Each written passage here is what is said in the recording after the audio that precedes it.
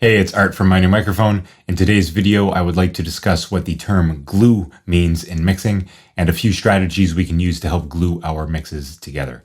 Now, the term glue refers to the sense or perception that sounds sound as if they are in the same sonic world within the mix. Having elements glued together or sounding like they are in the same space or the same world within the mix helps us to create a more natural sounding mix and ultimately helps with the balance, which is the ultimate goal of mixing in the first place. Glue can be achieved at the tracking stage, especially when we're using live off the floor style recording techniques.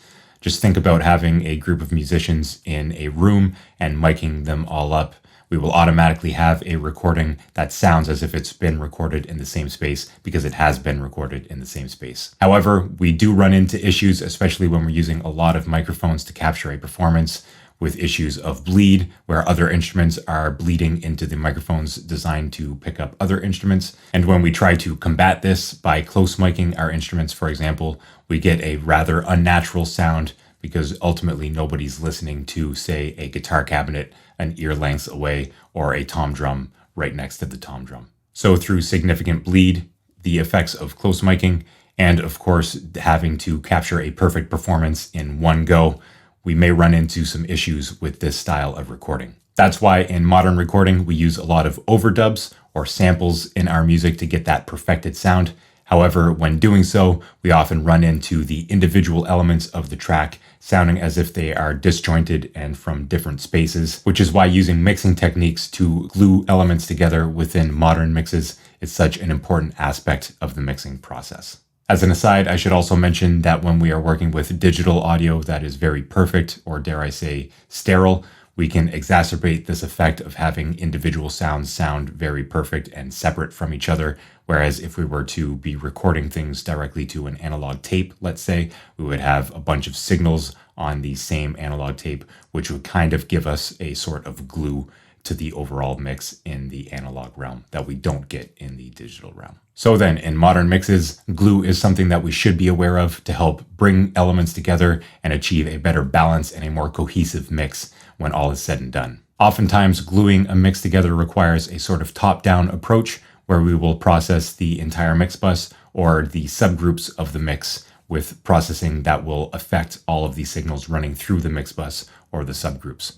This way, we can use a single insert or a single plugin to affect all of those signals and therefore kind of glue them together by running them through a single process. Other times, we can send audio from multiple tracks to a single effects return and add something like a delay or reverb to give them all a similar sense of space within the mix. And although analog emulation plugins aren't necessary for the gluing process, they are often preferred over their digital counterparts because they give that sense of analog to our digital recordings, helping to glue the mix together even more. So with that, let's look at a few different methods or strategies for gluing a mix together inside Logic Pro. Let's go. All right, here we are inside of Logic Pro to have a look at a few of the different strategies we have for gluing the mix together. The first and foremost strategy I would like to share with you is, of course, mix bus compression. So you'll see here we have the stereo out or the mix bus in Logic Pro. And on this bus, I have the SSL G series compressor. This is a stereo compressor.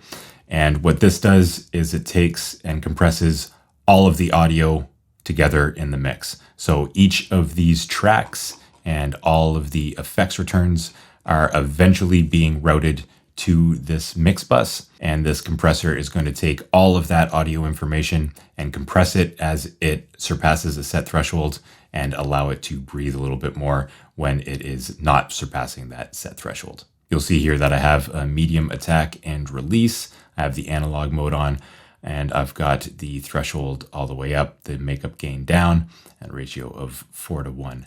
And if we listen to this in the mix, we'll see that the needle isn't moving too much. So I'm applying just a gentle amount of compression here.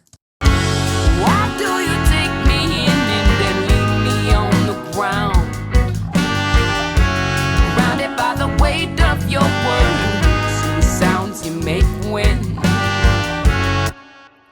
So just a little bit of compression on the mix bus can help glue everything together as everything in the mix is being processed through this. It'll help the drums sit a little bit more in the pocket, as the drums are the transient information that is most likely to trigger this compressor.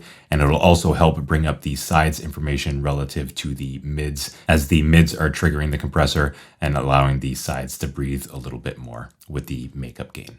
Beyond mix bus compression, we can also have the same thing on our subgroups. So if we scroll over here, we see that we have all of our drums right here being routed to our drum subgroup.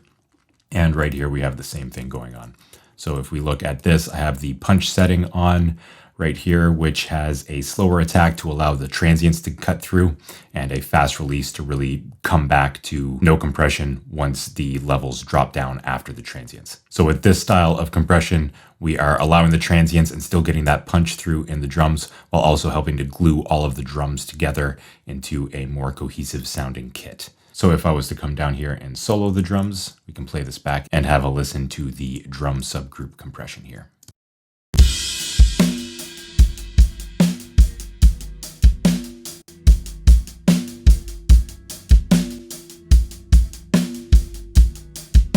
So it does soften the transients a little bit, but in this mix, it kind of helps glue these things together. Of course, I have a little bit of clipping and limiting afterward, but this is doing a lot of the heavy lifting, even though it's only applying a little bit of gentle compression, less than 4 dB, even after the transients right here.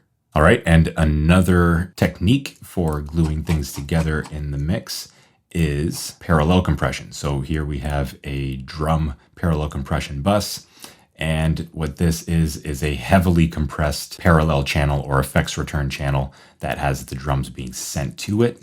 And right here, if we play this back, we're going to see a lot of compression on this, and then we bring that in underneath the sound of the original drums. So I'll play this back and bring this fader down and then back up, and we can hear how the parallel compression on the drums will help kind of glue them together and give them a bit more punch. And we'll also see how much compression is happening right here. Why do you take me in and then leave me on the ground?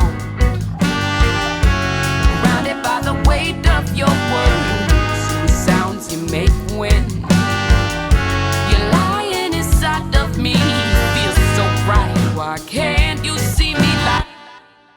All right.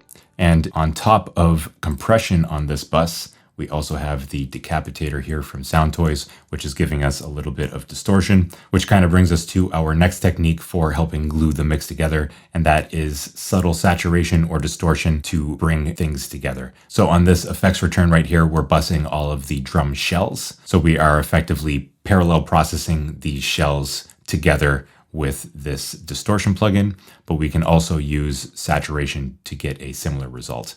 So saturation is a form of soft knee compression met with a bit of harmonic generation or harmonic saturation. So we get a bit of compression and a bit of added frequency content to the signal to help bring up a little bit of the mids and add a bit more presence and warmth to the audio. So processing subgroups or the mix bus even with saturation can help to glue these instruments being sent to the mix bus or subgroups by adding similar harmonic content and soft knee compression to them. So I won't really demo this, but it's very similar to the compression that we just mentioned. And on top of that, we have our effects returns, notably our delays and our reverbs. So sending multiple channels to a delay return can have that delay affect all of the channels being sent to it, giving them a sort of equal sense of space within whatever that delay is designed to emulate. The same thing goes for a reverb. If we're sending a bunch of tracks to a reverb return, it's as if all of those tracks are being processed and sounding as if they are in the same space that that reverb is aiming to create. So in mixes I've done before, I've actually set up a master delay and a master reverb, and I've actually sent almost all of my tracks to that master delay and that master reverb. As I've learned a little bit more about mixing, I don't do that as much, although it can be an effective strategy to get a bunch of tracks glued together. But even still, I will typically send common instruments such as the vocals or all of the guitars or all of the drums to their own delay or reverb to kind of help glue those individual tracks together. Of course, I could do this on the individual track level. As you see here, we're sending all of the vocals, the leads, and the backgrounds to the stereo delay on bus 13, the mono delay on bus 14, and then this background vocal and the lead vocal are also being sent to bus 20, which is a vocal reverb. Now, I could also do that on the vocal bus here, but where I wanted to automate these sends a little bit more to get a little bit more excitement in this mix, I didn't do that. Now, when I play this section back, you'll hear that the lead vocal is still up front, but both the lead vocal and the background vocal sound as if they are in the same space, thanks to busing to the same delay and reverb. Why do you take me in and then leave me on the ground? Grounded by the weight of your words and the sounds you make when. So that's just a few different strategies we can use to help glue things together within the mix. Remember that it's a lot about top-down mixing, where we are affecting multiple tracks together, either via the subgroups, the effects returns, or even the mix bus. If you'd like to learn more about mixing in a practical way, I put together a free guidebook that you can get by clicking the link down in the description box down below. Just sign up for my newsletter and I'll get that emailed to you right away. This guidebook goes through the workflow of mixing and helps you make the right decisions at the right times to make better mixes with greater consistency. So once again, there's a link in the description box down below if you'd like to check that out.